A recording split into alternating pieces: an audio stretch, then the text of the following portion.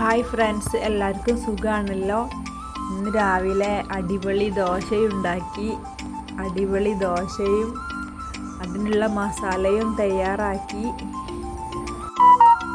അരി നന്നായി കുതിർത്ത് ഉഴുന്ന്, അരി, ഉലുവ എല്ലാം കൂടെ കുതിർത്ത് വെച്ച് മിക്സിയിൽ അടിച്ചെടുത്ത് ദോശ ചുടുകയാണ്.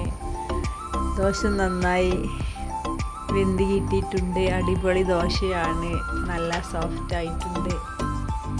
ഇന്ന് ചായക്ക് ദോശയാണ്, അതിനുള്ള മസാലയും ഉണ്ട്.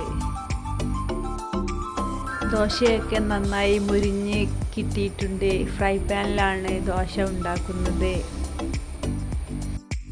ദോശയ്ക്ക് പിന്നെ കുറച്ച് ഉഴുന്ന് കുറവായി പോയിട്ടുണ്ടോ എന്നൊരു സംശയം. ഞാൻ ചുട്ടെടുത്ത ദോശ ഇങ്ങനെയാണ്.